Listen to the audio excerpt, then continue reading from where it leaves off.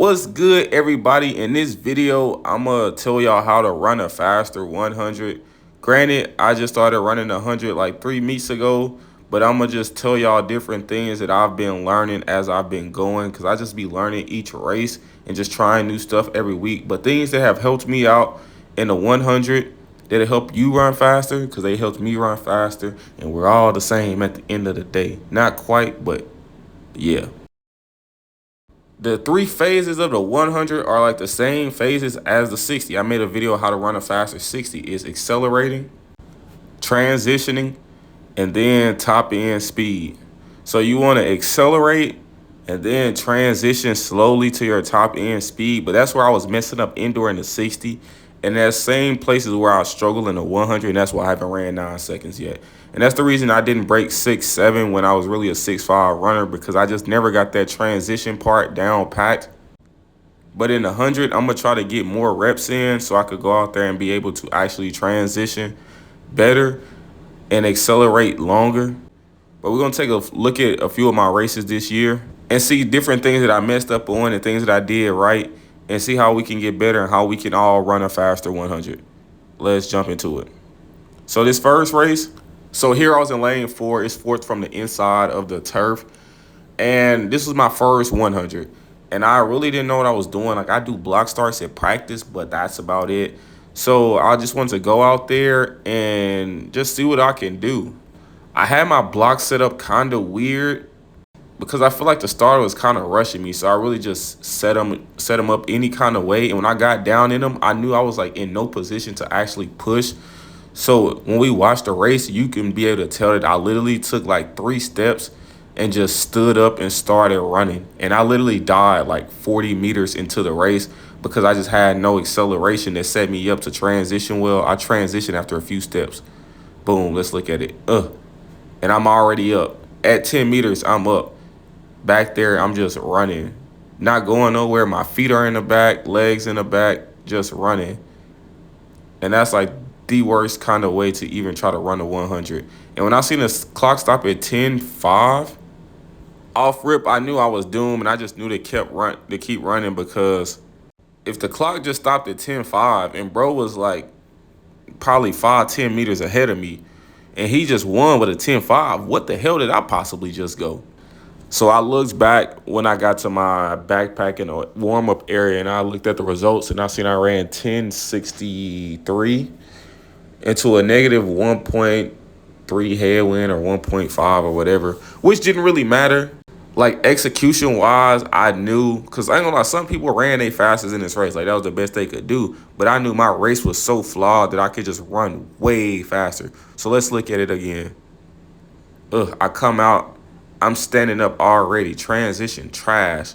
I'm in the back at this point, not going nowhere. I'm just rolled. I come second in the heat, but the heat was rolled, if you ask me. There was really no sliders in the whole heat. I should have won, but yeah, next race.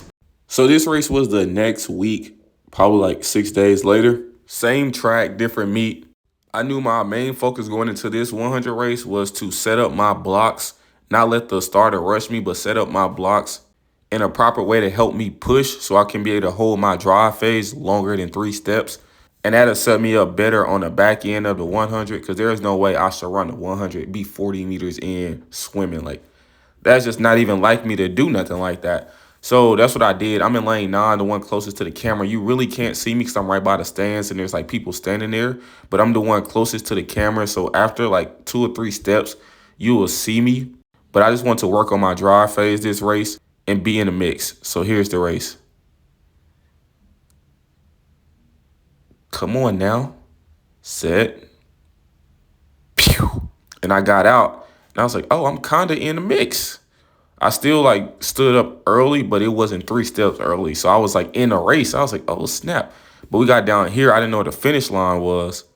So that was like a little weird, because I got down there and I like stopped at this first line. I'm seeing people still run, but apparently I stopped at the right line. But in this race, I ran 10:35. So I ran 10:6 last week and I ran 10:3 the following week. And let's look at it again. I knew that like I had a better like acceleration, so it set me up like later in the race rather than the first week where I just had no acceleration. See, here I'm still driving. And then I come up and I keep my legs in the front. They're not in the back. So it just set me up better the whole entire race. Pew. And this is week 3. So I ran 1063. The next week I ran 1035. And then in this race, I ran 1024. I'm in lane 9 again. And this one is the one closest to the camera. And here I wanted to do the same thing, have better acceleration, which I technically didn't do because it was somewhat like the first race, but I just didn't stand up as early. But I came out the blocks. I kind of slipped my second step, so it just threw off my whole acceleration. And once I transitioned super early, I realized I was behind everybody. And from there, it was just a mission to go catch everybody. So it was just keeping my legs in the front, pushing my hips in the front, and making sure when I land each step, I land directly under my hips, not in front of me, not behind me, just going up and down, not having my legs cycle in the back. And I knew that I would close. I may not win, but I'm going to definitely close and catch everybody that's in front of me or most people in front of me. Boom, I'm out. Lane 9. You see, that's where I like messed up. And here I'm in the back.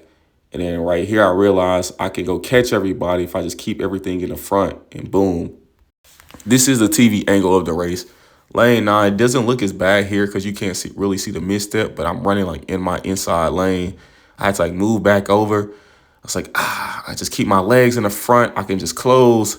And I was closing. I just didn't win because I ran out of real estate. But if I didn't trip and fall, or it wasn't really a trip and fall, it was just a stumble that caused me to go into lane 8 when I was at 9. Like, dude, he won with a 10-13 and that's sliding. But I feel like the way I was closing, I probably would ran like 10-0 or maybe even 9. Like, you just never really know. But yeah, he slid. I'm not going to lie. We really all slid. The dude that got second, I ended up getting third in this heat. Like, look at me, bro. That looks crazy. And then right there, I realized I couldn't go.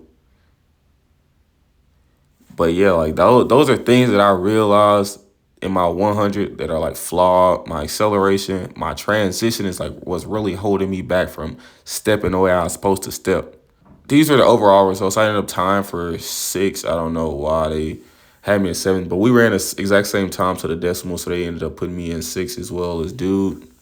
But the key takeaways that I have for the 100 is your drive phase. You want to drive at least 25 meters. And if you're realizing that you're driving shorter than that, you need to work on that at practice, like slowing down your acceleration, not trying to rush it. So not trying to run as fast, and then transitioning.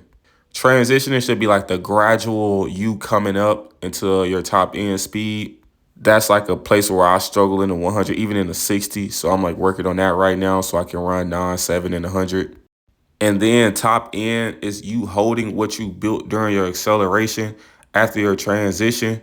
So it's just you keeping your legs in the front, not having your feet in the back, and you just swinging your arms and not going across your body and wasting a lot of movement, because a lot of people waste a lot of movement. That's what causes them to get super tired in the 100 to where they can't really finish it strong. But if you accelerate long enough and transition good, by the time you stand up and you're being efficient, you only have like 40 meters to go. But the 100 is one of those races where you have to just run, get reps in, and then get that rhythm. And then also fix the things that you've been messing up on. Like a lot of people, they record their races just to have the race. But you need to record it, watch what you messed up on, and then go work on that in practice, which most people don't do, is why most people don't improve. But that's really all I have for this video. If you have any questions, comments, or concerns, leave them down in the comments below. If you have any video suggestions, leave them down in the comments below. Follow me on Instagram. I'm out.